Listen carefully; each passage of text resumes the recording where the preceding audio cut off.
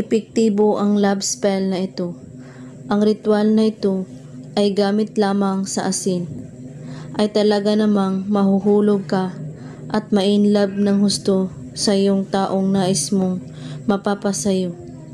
Narito ang mga kailangan mo sa paggawa ng ritual.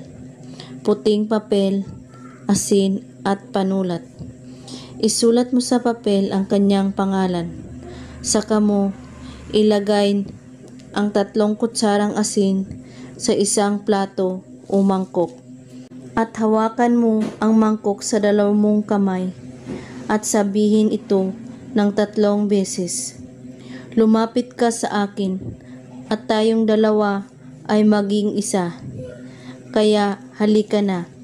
At pagkatapos, ilagay ang asin sa gitna ng papel at bilugin ito ng mahigpit gamit ang iyong kamay.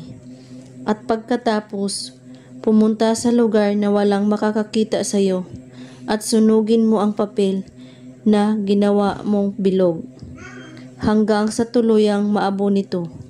Gawin ang spell na ito kahit anong araw at oras.